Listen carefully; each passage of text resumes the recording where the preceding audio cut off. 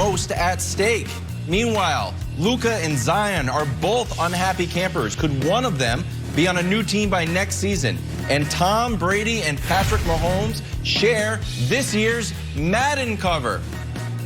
With that, I'm going to bring you in Kevin Wildes alongside Brandon Marshall and Nick Wright. Nick, since Grady was so gracious to share the Madden cover, perhaps he could also share some of the Super Bowl rings. He has so many, your guy only has one. Take him up on it. Maybe even give some to the fans. Some of the loyal Chiefs fans out there. I think it'd be a kind gesture from the GOAT. We're not starting the show with that. Start the show over. Okay, where's Jay when you need welcome to First What's happening?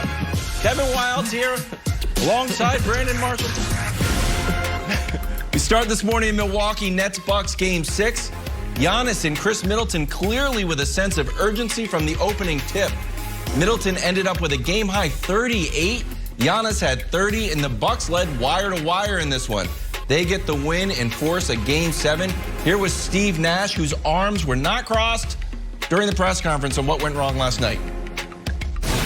We didn't look like we had a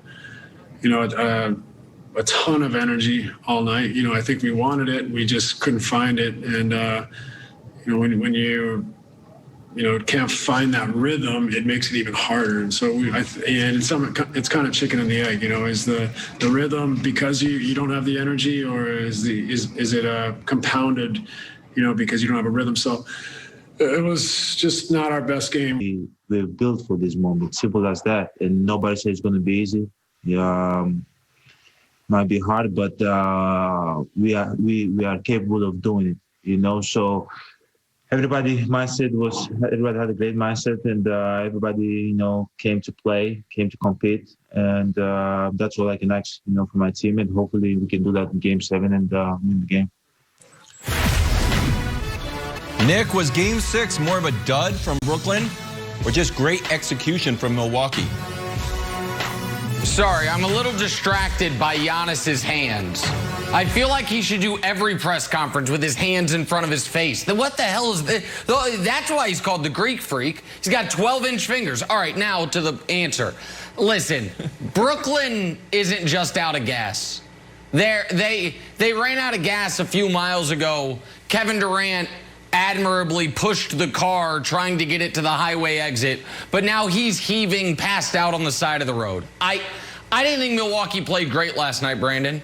I thought Middleton played great. I thought Giannis played pretty well. And I thought Brooklyn looked so exhausted and so spent. And you have to be the generic you, and actually also the specific Brandon Marshall, I think, concerned that what are they going to have left in the tank for a Game 7? Right. They'd have been, Milwaukee led wire to wire, Brandon, but Brooklyn was always, you felt like maybe they could get there, and they cut it to 5 in the fourth quarter. And because of that, Nash played KD and Harden once again almost the entire game until he waved the white flag at the 4-minute mark. So I think this was more about Brooklyn having emptied the chamber in Game 5, and now we'll see what they have for Game 7, because they looked like they were on dead legs last night. Yeah, the Bucks again shooting 21% from 3.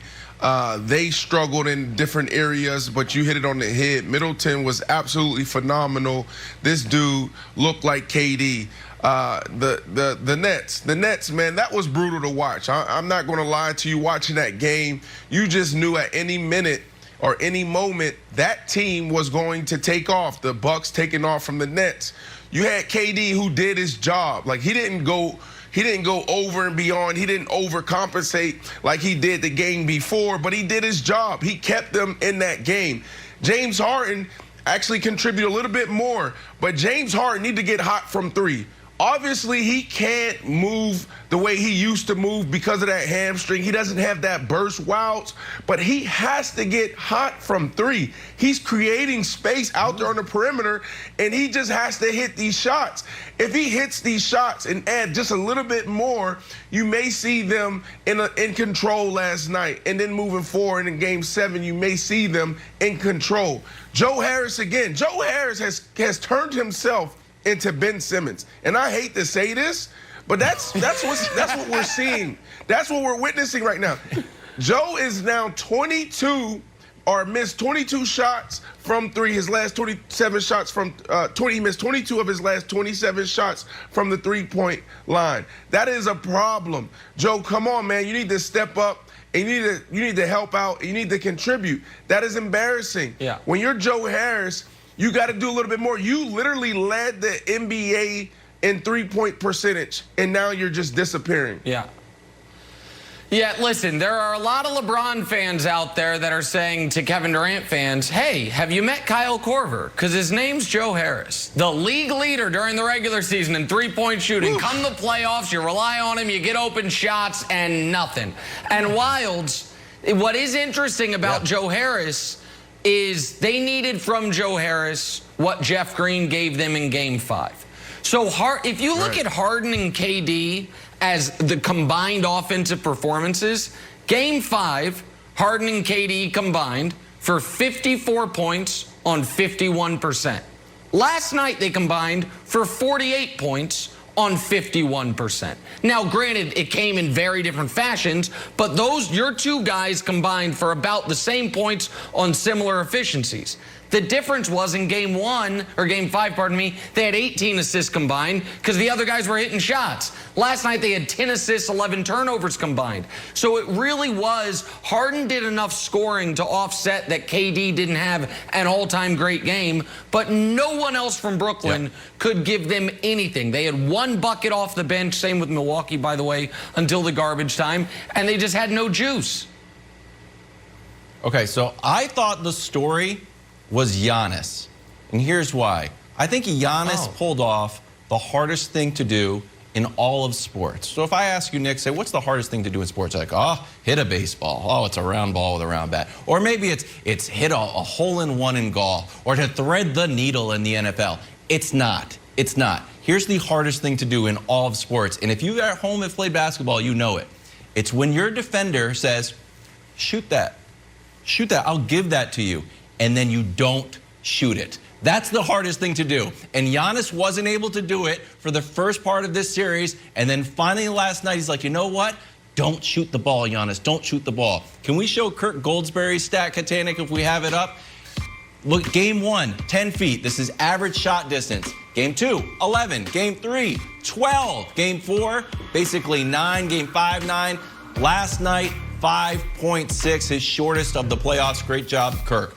So, Nick, I thought that Giannis's discipline was the story of last night's game. Blake was trying to give him everything. They were trying to bait him into taking that little foul line jumper. He was either driving or just kicking it out. And I thought that is the recipe for Milwaukee to win the game. Also, there's no one down there. They still don't have a rim protector. So this is still working just like it worked in the regular season, and that's why I think Milwaukee could end up winning Game 7.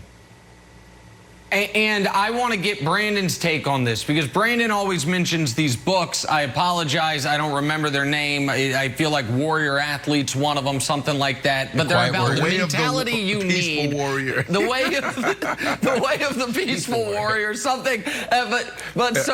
But it's about a lot of them seem to be about the mental and psychological side of sports.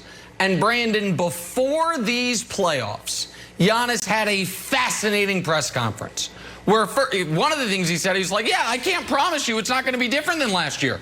He's like, I don't know. I hope it is. Yep. Who knows? But the other thing he said was, I need to make sure I don't get too high on the highs and too low on the lows. And what we've seen in this series, Brandon, is there have been two moments where Giannis should have been or would have been low. They were down by 49 in Game 2. They lost by 39 points, and they came back and won Game 3. And in Game 5, Giannis fumbled it away down the stretch.